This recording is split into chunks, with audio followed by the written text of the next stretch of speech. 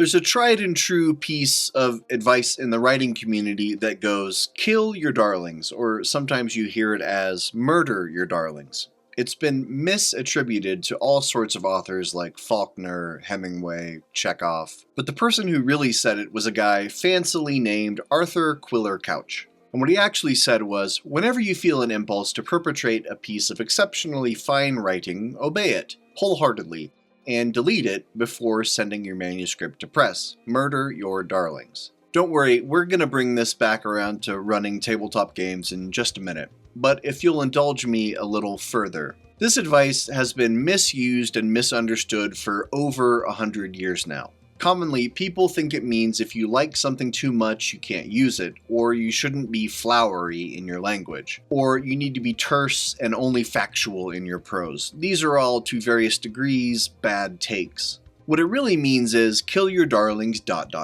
if they're not working. For a writer, this means that sometimes you have to axe a treasured scene or even a whole character if it's not right for the story, often because it wrecks the pacing or tone or duplicates something pre-existing that already accomplishes the same goal. When I was a budding author, I would often include snippets of dialogue or certain scenes in stories because they mirrored something that happened to me in real life. At the time, I thought this was very clever, but these anecdotes often didn't serve the story in the right way, and I would eventually cut them out. There were probably a few here and there that made it into my books, but we're not going to talk about that. Anywho, how do we do this in TTRPGs? GMs have to be okay with the prospect of chunks of their lore, locations, NPCs, and other bits of prepared material going unused. You stock that tavern with a dozen super cool NPCs with enthralling backstories and tantalizing potential adventure hooks, but the players are only interested in chatting up the tiefling piano player and no one else. In this case, your darlings are the NPCs and story beats you thought up before the session, and you have to kill them to allow the players to pursue things that are of interest to them in the game. If you have a royal court intrigue plot thought up, but your players just want to fight everyone and everything, then that is the direction the story probably needs to go. You can't keep forcing your darling of layered political machinations on them.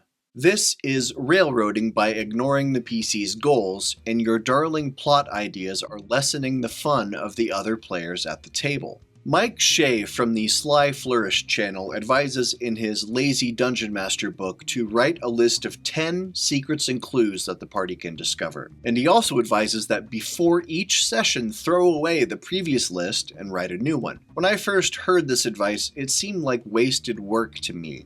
What if the PCs didn't discover any of those clues in the previous session? Why would I throw away perfectly good rumors and secrets? But the more time I've had to think about his advice, the more I agree with it. And the reason why you want to write a fresh list every time is that it allows you to always be nudging the story near the direction the players are taking it. And this is one way that TTRPGs are collaborative games. I used to say that a game master tosses a bunch of toys on the floor and the players decide which ones their PCs want to pick up and play with. If you are constantly throwing the same toys on the floor, the players are going to run out of options they actually like and start to feel railroaded. Like, I guess we have to do that bank heist quest because it's the only option available to us now that we've completed all the other quests. Players should always have options guided by their character goals. They should frequently have a fresh supply of toys to choose from. Your darlings might not be their idea of fun.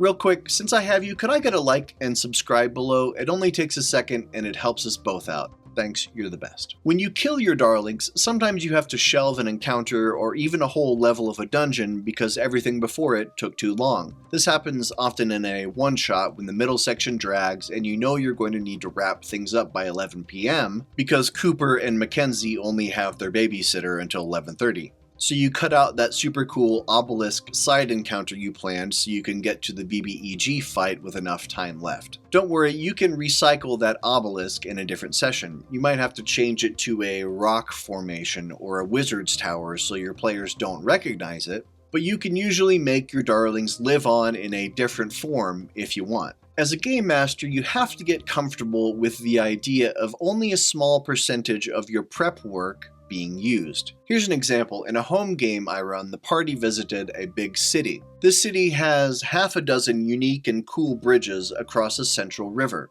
Visiting all 6 bridges is a popular tourist activity. The players said they wanted to do this bridge tour, so between sessions I spent a bit of time coming up with 6 distinct bridges, and each one was weird and wacky and I thought would make for great narrative moments.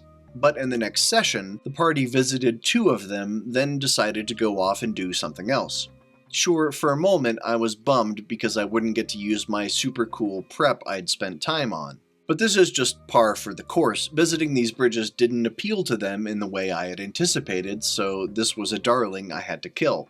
And that's fine, because maybe they'll go back later to visit them, or maybe I can use some of these bridges in a different city, or reflavor them not as bridges, but as buildings or city parks or something. And above all, I had fun doing that prep, so whether or not I ever get to use it, I still win. Sometimes the players figure out your plot twist way before you intended them to, and now you have to change everything that comes after.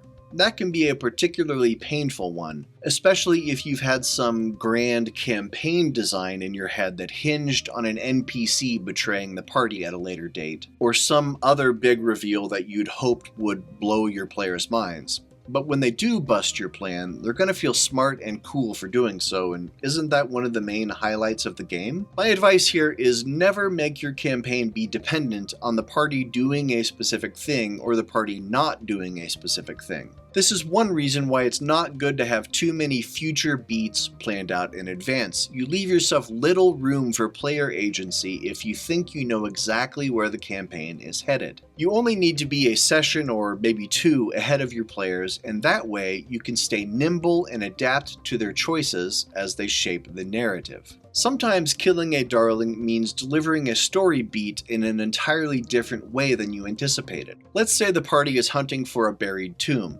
So you have in your head a scene where the PCs have an epic battle in a cave. As part of that battle, the baddie is going to cast a spell that misfires, then hits the cave wall, which triggers a big rock collapse that reveals a passage into a secret tomb.